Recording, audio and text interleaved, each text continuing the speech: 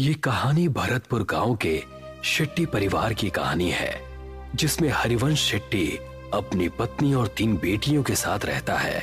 हरिवंश पेशे से इंजीनियर है और अपनी तीनों बेटियों को बहुत पढ़ा लिखा कर अपने पैरों पर खड़ा करना चाहता है। गांव के सभी लोग हरिवंश को बेटियों की पढ़ाई के बजाय उनकी शादियों के लिए पैसे जोड़ने की सलाह देते हैं, मगर हरिवंश शेट्टी अपनी मर्जी का मालिक है। वो किसी की नहीं सुनता सिवाय अपने। एक दिन अपने ऑफिस जाते हुए हरिवंश को रास्ते में उर्मिला चाची मिलती हैं। बेटा, मैंने तुम्हें मना किया था ना बेटियों को इतना पढ़ाने से, मगर मैंने सुना है तू उन्हें विदेश भेजने की तैयारी कर रहा है। हाँ चाची, आजकल के बच्चे पढ़े लिखे होते हैं और सब अपने पैरों पर खड़े होते हैं। मैं भी अपनी बेटियों को बहुत पढ़ाना लिखाना चाहता हूँ। एक बार अपने पैरों पर खड़ी हो जाएं, उसके बाद शादी की सोचेंगे। मगर बेटा, उनकी शादी। ओफो चाची, अभी वो तीनों बहुत छोटी हैं। तुम उनकी चिंता मत करो, मैं हूँ ना, मैं सब संभाल लूंगा। इतना कहकर हरिवंश अपने ऑफिस के लिए निकल जाता है। उसके ऑफिस पहुंचते ही उसे खबर मिलती है कि गांव में भूकंप आया है और सब बर्बाद हो गया है।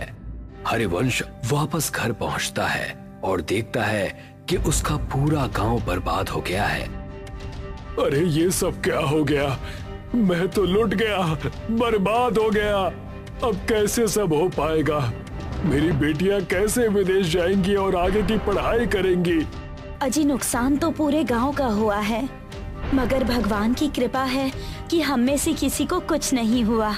सभी लोग जल्दी से जल्दी गांव को खाली कर दो। सरकार ने कहा है यहाँ अभी और बड़े भूकंप आने वाले हैं। देखते ही देखते पूरा गांव नदी पार करने के लिए इकट्ठा हो जाता है। सभी नदी के किनारे खड़े जिट्टी का इंतजार करते हैं। वहीं हरिवंश शेट्टी का परिवार भी अपने नंबर का इंतजार करता है। हरिवंश किसी सोच में डूबा है, तभी उसके कंधे पर कोई हाथ रखता है। हरिवंश पलट कर देखता है तो वो डर जाता है। खून से लथपथ एक आदमी उससे कहता है, बहुत लंबा इंतजार करवाया है तूने, आखिरकार तू हमारी पकड़ में आ ही गया। हरिवंश उस आदमी को देखकर डर जाता है। वो आसपास देखता है, सभी लोग नॉर्मल हैं। ऐसा लगता है जैसे हरिवंश के अलावा किसी और को वो आदमी नजर ही नहीं आ रहा। कौन हो तुम और मेरा इंतजार क्यों कर रहे थे? आत्मा कुछ कहती कि तभी हरिवंश की सबसे छोटी बेटी उससे कहती है, पापा, हम कब से यहाँ इंतजार कर रहे हैं। सबका नंबर आ रहा है, मगर हमारा बोट में नंबर ही नहीं आ रहा। अब तो मुझे बहुत जोर से भूख भी लग रही है। क्या दिन देखने पड़ रहे हैं ना इंजीनियर। जब अपनों के साथ कुछ बुरा होता है ना, तो हमें कहीं चैन नहीं मिलता। सही कहा ना मैंने? मगर तुम हो कौन और मुझसे क्या चाहते हो? तभी हरिवंश की नजर नदी के बीचों बीच चल रही नाव पर पड़ती है, जहां से बहुत चीखों की आवाजें आ रही हैं। नाव नदी के बीच हिचकोले खाने लगती है। तभी हरिवंश की नजर नदी में कुछ आत्माओं पर पड़ती है, जो जेट्टी से कुछ लोगों को पानी में गिराने की कोशिश कर रहे हैं। जो आदमी नदी में गिरता जाता है, वो आत्माएं एक एक करके उनका गला मरोड़ती, तो कोई आत्मा किसी का खून पीती है। इतना भयानक मंजर देखकर हरिवंश मन में सोचता है, शायद इन आत्माओं को आदमियों से प्रॉब्लम है, इसीलिए ये सिर्फ आदमियों को मार रही हैं। अगर मैं मेरे परिवार के साथ गया तो ये मेरे साथ साथ उन्हें भी नुकसान पहुंचा सकती हैं, जो मैं बर्दाश्त नहीं कर सकता। इतना सोचते हुए हरिवंश वहां से उल्टा गांव की तरफ भागना शुरू करता है और उसके परिवार वाले उसे वापस आने को कहते हैं। अरे, वहाँ कहाँ जा रहे हैं आप? गांव में खतरा है, लौट आइए।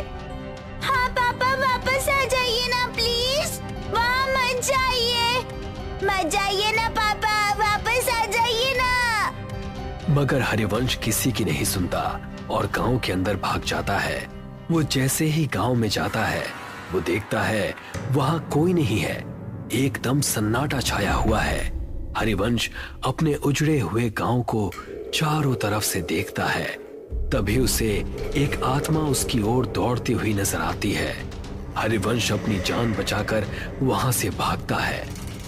भागते भागते थक जाने के बाद हरिवंश एक सरकारी स्कूल की बिल्डिंग के बाहर बैठ जाता है। वहां भी उसे सब उजड़ा हुआ दिखता है। तभी दो छोटे बच्चों की आत्मा हरिवंश के पास आती है और उससे कहती है, अंकल, हम तो मासूम से बच्चे थे ना, आपने हमें क्यों मार दिया? अब आपका नंबर है। मैं इन बच्चों को क्यों मारूंगा भला? मैं खुद बेटियों का बाप हूँ। हे भगवान, ये सब क्या हो रहा है मेरे साथ? वहाँ मेरा परिवार भी अकेला है। मुझे लगता है इन सबको कोई गलतफहमी हो रही है। हरिवंश ऐसा मन में सोच रहा होता है कि तभी एक भयानक औरत की आत्मा वहां आ जाती है और हरिवंश से कहती है, जब अपने परिवार से इतना प्यार करते हो तो दूसरों के बारे में कभी क्यों नहीं सोचते? अब तुम मरोगे और बहुत बुरी मौत मरोगे। हरिवंश ये सब देखता है और फिर इधर उधर भागने लगता है। वो भागते भागते वापस नदी के किनारे आ जाता है, मगर इस बार वो देखता है कि वो जहां खड़ा है वहां कोई भी नहीं है। तभी वो देखता है एक और चिट्ठी नदी के अंदर जा रही है जिस पर कुछ आत्माएं हमला करती हैं। हरिवंश को ये पहले समझ में नहीं आता। तभी वो देखता है कि गांव की तरफ से दौड़ती हुई आत्माएं हरिवंश के पास आ रही हैं। अब मेरा बच पाना मुश्किल है भगवान, मेरे परिवार का ध्यान रखना। तभी सामने से आती हुई आत्माएं उस पर जैसे हमला करती हैं। हरिवंश का पांव टकराता है और वो गिरते गिरते बचता है।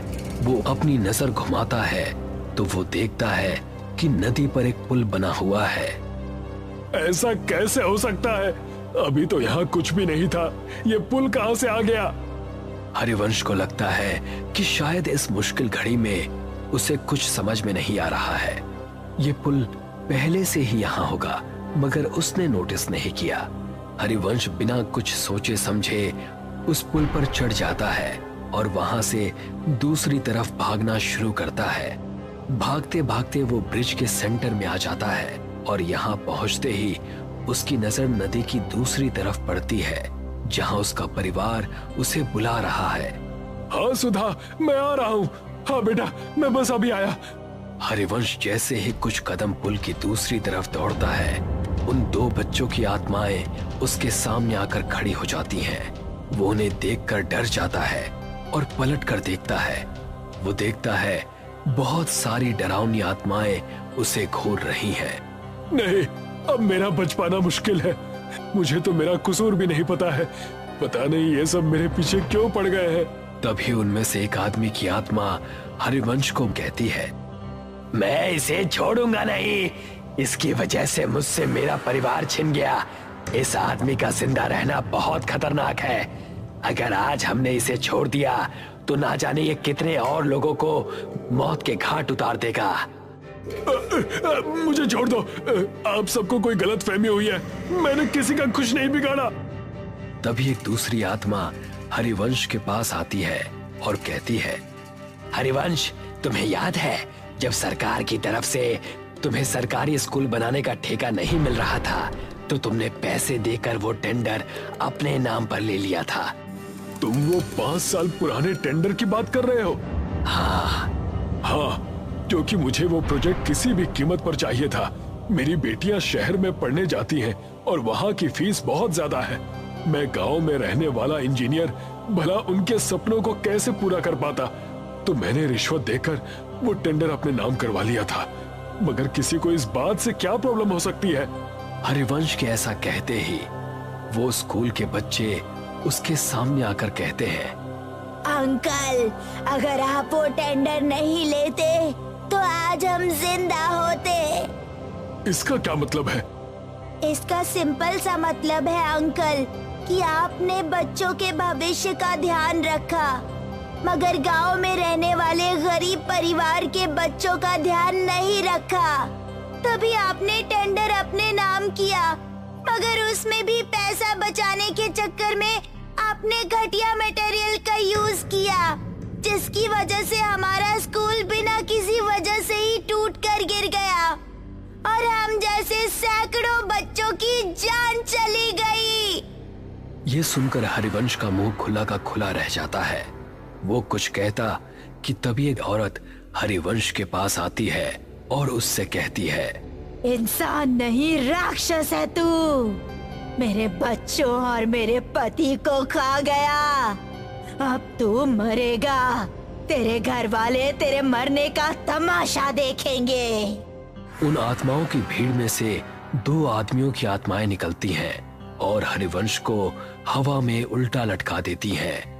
उल्टा लटका हरिवंश उनसे कहता है, मेरी गलती माफी लायक तो नहीं है, मगर फिर भी मैं आप सबसे हाथ जोड़कर माफी मांगता हूँ कि मेरी भूल को माफ कर दो। तभी आत्माओं की शक्ति से उल्टा लटका हरिवंश गोल गोल चक्री के जैसे घूमने लगता है। तूने कोई भूल नहीं की इंजीनियर, तूने तो सब सोच समझ कर किया है और जो तूने किया है ना उसे पाप कहते हैं। पाप की माफी नहीं होती, उसकी सजा होती है जो अब तुझे हम देंगे। नहीं नहीं, मैंने कुछ भी जानबूझकर नहीं किया। प्लीज मुझे माफ कर दो, प्लीज जाने दो। हाँ हाँ, आज तुझे इस दुनिया से भेजने ही तो आए हैं। तू शायद भूल रहा है इंजीनियर, तूने गांव का सिर्फ वो स्कूल ही नहीं बल्कि म्यूनिसिपल का हॉस्पिटल भी बनाया था। गांव में ऐसे कई छोटे बड़े प्रोजेक्ट हैं जो तूने पूरे किए थे। और हाँ, आज जो ये तू इस ब्रिज में झूल रहा है ये भी तो तूने ही बनाया था। तुझे अंदाजा भी है कि तेरे बनाए गए सभी प्रोजेक्ट्स का एक जैसा ही हाल हुआ है, तो तू 1-2 नहीं बल्कि हजारों मौतों का अकेला जिम्मेदार है। ये सब सुनकर हरिवंश को अपनी सारी काली करतूतें याद आ जाती हैं और वो उन सब से कहता है, हाँ, मैं सब कुछ स्वीकार करता हूँ, मैं सारी गलतियां मानता हूँ, मैं इन सब का दोषी हूँ।